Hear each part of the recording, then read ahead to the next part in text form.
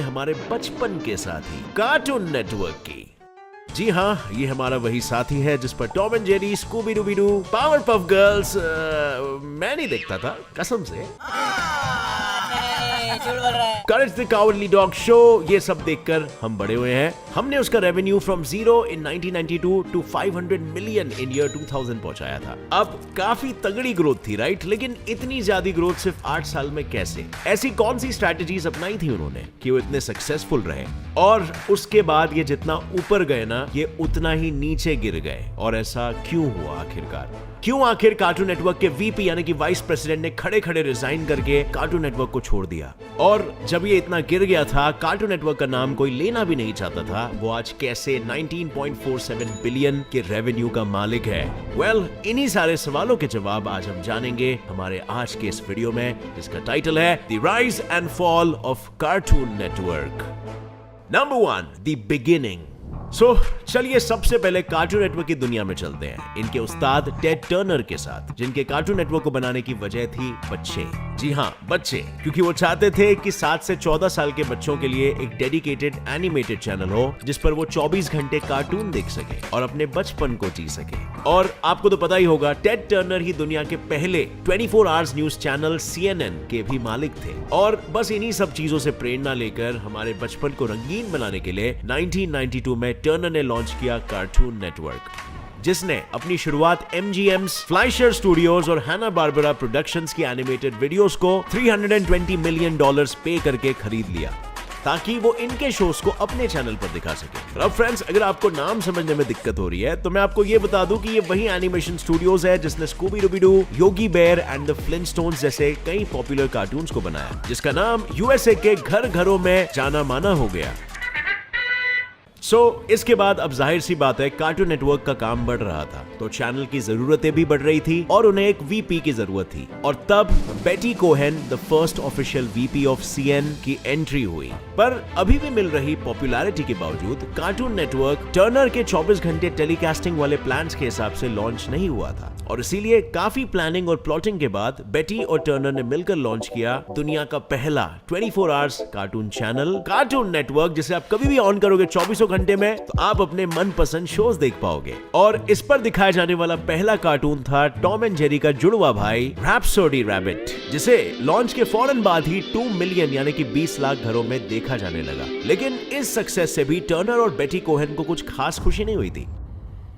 मजा नहीं आ रहा है, क्योंकि वो अपने चैनल को हर घर में दिखाना चाहते थे और उस टाइम पर कार्टून नेटवर्क पूरे दुनिया में मौजूद 18,000 चैनल्स में सिर्फ और सिर्फ 233 केबल सिस्टम्स में ही शामिल था। और इसीलिए दोनों ने मिलकर एक तरकीब लगाई जिसके मुताबिक उन्होंने कार्टून नेटवर्क को अपने ही बाकी 2 नेटवर्क्स TNT और TBS के साथ मर्ज कर दिया, जिसकी वजह से जिस घर में भी TNT और TBS में से कोई भी एक चैनल होता, उन्हें कार्टून नेटवर्क का भी सब्सक्रिप्शन ऑटोमेटिकली मिल जाता था। और फिर मर्जर का ये कर्म करने के बाद आई फल खाने की बारी। और जानते हो, इस मर्जर के फल स्वरूप 1994 में कार्टून नेटवर्क द्वारा हिस्ट्री में एक रिकॉर्ड सेट करके मिले। कार्टून नेटवर्क US का 5th मोस्ट पॉपुलर चैनल बन गया था। और हालांकि ये बात तो कुछ और है कि इतनी पॉपुलैरिटी के बाद भी कार्टून नेटवर्क के ओनर्स सैटिस्फाइड नहीं थे, क्योंकि वो अपने ऑडियंसेस को कुछ नया दिखाना चाहते थे। वही जूने पुराने रिपीटेड शोज नहीं दिखाना चाहते थे। इसीलिए उन लोगों ने पहले एक एक करके अपने सभी पुराने कार्टून्स को बंद कर दिया और फिर चैनल पे अपने ओरिजिनल कार्टून्स को दिखाना शुरू कर दिए, जिसकी शुरुआत हुई व्हाट ए कार्टून के स्पिन ऑफ एक शॉर्ट सीरीज डेक्स्टर्स लेबोरेटरी से, जो कि इतना फेमस हुआ कि आज तक 90s के लोगों को डेक्स्टर की जादुई लेबोरेटरी याद होगी। फिर उसके बाद 1997 से लेकर 1999 के बीच में नंबर आया कार्टून नेटवर्क के ओरिजिनल लड़कीबाज यानी कि जॉनी ब्रावो, जो कार्टून भी काफी फेमस हुआ। और उसके बाद बारी आई बहादुर ट्रायो, द पाप ऑफ गर्ल्स की। बहुत ही जल्दी डरपोक कुत्ते यानी कि करेज द कावर्डली डॉग ने भी फॉलो किया और ऐसे ही कई सारी शॉर्ट सीरीज बनने लगी। बाय द वे, बाकियों का छोड़ो, जिसे देखने के लिए मैं खुद स्कूल नहीं जाने के बहाने ढूंढता था। लेकिन कार्टून नेटवर्क की फेमस सीरीज की बात, क्योंकि वही तो एक ऐसा शो था जो चैनल ने थोड़ा सा हटके अपने जॉनरा को अलग करके बनाया था। और यही एक्सपेरिमेंट चैनल के लिए इतना लाभदायक साबित हुआ कि इसे 10 सालों तक चैनल पर कंटिन्यूअसली दिखाया गया। कार्टून नेटवर्क को उसके मालिक लंबी रेस का घोड़ा बनाना चाहते थे और इसीलिए उन्होंने एक और तरकीब लगाई, जिसके लिए चैनल ने शुरू किए 2 टेलीकास्टिंग ब्लॉक्स। एक था कार्टून नेटवर्क फ्राइडे और दूसरा था बूमरैंग, जिनकी वजह से कार्टून नेटवर्क 2001 में सबसे पॉपुलर चैनल तो बन गया, लेकिन उसके बाद चैनल को और ग्रो करने में कार्टून नेटवर्क को काफी सारे चैलेंजेस फेस करने पड़े। और सीएन का पहला चैलेंज था रिलेटेबिलिटी, क्योंकि 1999 में सीएन जो भी शोज या एपिसोड्स अपने ऑडियंस को दिखा रहा था वो अपने सीरीज फॉर्मेट में नहीं थे। कोई भी एपिसोड एक दूसरे से लिंक्ड नहीं होता था, जिसकी वजह से बच्चों को हर एपिसोड टूटा लगता था और बच्चों को शोज बोरिंग लगने लगे थे। और फिर कार्टून नेटवर्क के सामने आया एनिमेशन के रूप में दूसरा चैलेंज, और इसकी वजह थी कार्टून इंडस्ट्री में एनीमे की दस्तक। ये वही एनीमे है जिसने सन 2000 में शिनचैन को हंगामा और निकेलोडियन पर लॉन्च किया था और जिसका हर एपिसोड बच्चों के दिमाग में अपना घर बनाने लगा था। और वही कार्टून नेटवर्क अभी भी अपने चैनल पर वही एड एंड एडी और foster home for imaginary friends जैसे घिसे पिटे और आउटडेटेड शोज ही दिखा रहा था। इसके बाद बारी आई मार्केट में बढ़ रहे मुकाबले की, और यही था कार्टून नेटवर्क का अगला चैलेंज, जो था कंपटीशन का। बिकॉज आगे बढ़ने के लिए कार्टून के बाकी चैनल्स हंगामा, निकेलोडियन, डिज्नी सभी एक्सपेरिमेंट्स कर रहे थे, अपने निच को बदलने लगे थे। और हंगामा तो अपने चैनल पर डोरेमोन जैसा एडल्ट एनीमे भी बनाने लगा था। यस, डोरेमोन एक एडल्ट एनीमे है, उसे दिखाकर उन्होंने मार्केट पूरा कैप्चर कर लिया था। और इसके बाद रेस में बने रहने के लिए निकेलोडियन और डिज्नी ने दिखाना शुरू किया reality and live action show Hannah Montana, sweet life on deck, जो कि sweet life of Zack and Cody था पहले, that's so Raven, etcetera etcetera. पर हमारा कार्टून नेटवर्क हाथ पे हाथ धरे बैठा था जब दुनिया इतनी बदलती जा रही थी, और इसके वजह से उसी के ऑडियंस दूसरे चैनल्स पर शिफ्ट होने लगे थे। टाइम तो हर किसी के पास लिमिटेड होता है, आप या तो कार्टून नेटवर्क देखोगे या तो डिज्नी या फिर हंगामा, राइट। पर इतने बड़े चैनल के गायब होने के लिए ये सारी वजह तो फिर भी छोटी थी, और इसीलिए चैनल में भी कुछ ऐसी चीजें हुई जिसकी वजह से एक्चुअली में कार्टून नेटवर्क के डाउनफॉल करीब आने लगा, जिसे एक्चुअली सीएन के डाउनफॉल का एरा कहा जाता है। और डाउनफॉल का ये एरा शुरू हुआ अमेरिकन ऑनलाइन AOL के मर्जर के साथ। कहते हैं ना, मरता क्या नहीं करता, बस यही हाल था कार्टून नेटवर्क के मालिक टेड टर्नर का, जिन्होंने अपने चैनल को मार्केट में बचाए रखने के लिए साल 2000 में टाइम वार्नर की अमेरिकन ऑनलाइन कंपनी के साथ मर्जर करवा दी। पर यह मर्जर ऑडियंस को रास नहीं आया, क्योंकि इस मर्जर ने हैना बारबेरा प्रोडक्शंस के आइकॉनिक शोज जैसे कि Scooby Doo, cow and chicken को दिखाना बंद कर दिया था और अपने ही शोज दिखा रहे थे, जिन्हें देख के ऑडियंस नए नए शोज को पुराने से कंपेयर करने लगी थी, जिसकी वजह से चैनल और टर्नर दोनों के लिए ये मर्जर एक ट्रेजेडी साबित हुआ। फिर दूसरा वक्त था बेटी कोहेन के रेजिग्नेशन का वक्त, क्योंकि इतने बड़े मर्जर का ट्रेजेडी में बदलना सीएन के वीपी को इस कदर खटकने लगा था कि उन्होंने 2001 में खुद अनाउंस किया कि वो कार्टून नेटवर्क के प्रेसिडेंट की पोजीशन छोड़ रही है।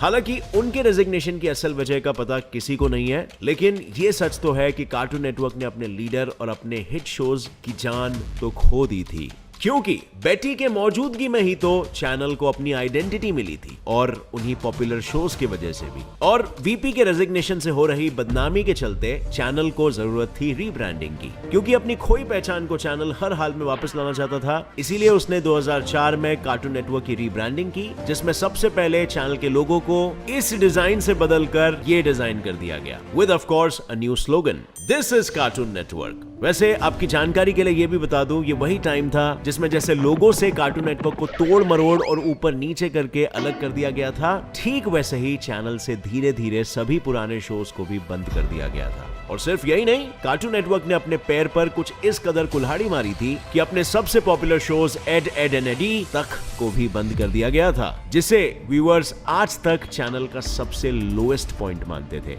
लेकिन टर्नर अपने कार्टून नेटवर्क को लंबी रेस का घोड़ा बनाना चाहता था, और इसीलिए उन्होंने ऑडियंस को दिखाना शुरू किया लाइव एक्शन शोज। और इसीलिए तो कार्टून नेटवर्क ने अपने फोकस को कार्टून्स से हटाकर लाइव एक्शन शोज पर शिफ्ट कर दिया, और अपने बाकी कंपेटिटर्स की तरह 2009 में शुरू किया नया programming block CN Real।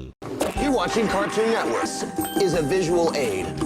This is our Cartoon Network programming visual aid. इसमें The Other Sider, Brain Rush, Destroy Build Destroy, Dude, What Would Happen and Bobby Says जैसे कई शोज टेलीकास्ट किए। हालांकि अपनी इस रेस में चैनल तो आगे कंपटीशन में निकल गया था, लेकिन उसकी ऑडियंस वहीं रहकर चैनल पे उन्हीं शोज को देखना चाहती थी जो उसके टाइटल को जस्टिफाई करे। पर जब ऐसा नहीं हुआ, तब ना चैनल को अच्छे रिव्यूज मिले और ना ही अच्छी रेटिंग। नतीजन सब धीरे धीरे अपने फेवरेट चैनल कार्टून नेटवर्क को भुलाकर आगे बढ़ते चले गए। चलते क्या गए, चले गए थे। लेकिन फ्रेंड्स, कहते हैं जो गिरकर उठना जानता है वही एक बड़ा ब्रांड बन पाता है, और इसीलिए इतने बड़े बड़े डाउनफॉल्स और ऑडियंस के बीच अनपॉपुलर होने के बाद भी चैनल ने कभी भी हार नहीं मानी और मार्केट में बने रहने के लिए उसकी कोशिशें अब भी जारी है। हालांकि चैनल ओनर्स ने इतना सब होने के बाद भी कभी भी हार नहीं मानी और बदलते वक्त के साथ अपने तरीकों भी बदलने की पूरी कोशिश की। तभी तो जहां हम पहले अपने फेवरेट कार्टून्स को सिर्फ टीवी चैनल पे ही देख सकते थे, वहीं अब कार्टून नेटवर्क ने उसके लिए अपना खुद का एक ऐप लॉन्च कर दिया है, जिस पर बच्चे कार्टून्स देखने के साथ ही अपने फेवरेट कार्टून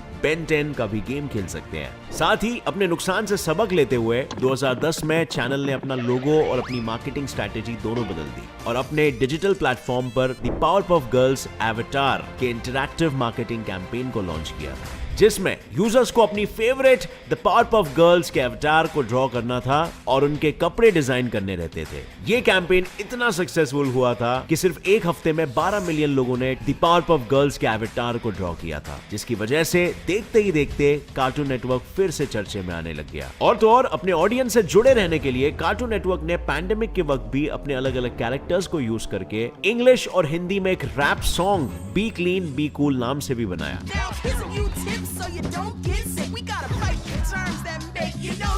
जिसका वैसे तो मकसद था अपने ऑडियंस तक हेल्थ और हाइजीन के मैसेज को पहुंचाना, पर इसके साथ ही चैनल अपने आप को भी लोगों के दिलों में जिंदा रखना चाहता था और इसीलिए उसने नए जमाने के नए तरीके को अपनाकर ये सॉन्ग तैयार करवाया था। और इन सब बातों से कुल मिलाकर यही पता चलता है, जैसे कार्टून नेटवर्क ने $500 मिलियन से सफलता की सीढ़ी चढ़ी, ठीक वैसे ही उसने फेलियर का मुंह भी कुछ इसी तरह देखा कि लोग अपने बचपन के साथी कार्टून नेटवर्क का ही जिक्र तक कहीं नहीं कर पा रहे थे। पर ये टेड टर्नर के रगों में दौड़ने वाला बिजनेसमैन का खून था, जिसने उनसे कभी हार नहीं मनवाई और इसीलिए तो कार्टून नेटवर्क ने वार्नर मीडिया के साथ हाथों में हाथ डाले वो मुकाम हासिल कर दिया जिस पे वो आज खड़े हैं। मतलब कार्टून नेटवर्क अपने बाकी के चैनल्स के साथ $19.47 बिलियन यानी 14 लाख करोड़ की वैल्यू पे खड़ा है और इसकी वजह थी नए जमाने के नए तरीके, टीवी से हटके फोन टैब्स वाले मॉडर्न सलीके और सही मार्केटिंग स्ट्रेटेजीज। अब फ्रेंड्स, आप मुझे बताना क्या लगता है आपको, इन सलीकों की मदद से कार्टून नेटवर्क आगे मार्केट में टिक पाएगा या जल्द ही उसका डामाडोल हो जाएगा? कमेंट सेक्शन में जरूर बताना। और अगर टेड टर्नर और हमारे कार्टून नेटवर्क की अप्स एंड डाउन्स की कहानी आपको अच्छी लगी, इससे कुछ सीखने मिला, तो एक लाइक जरूर ठोकना।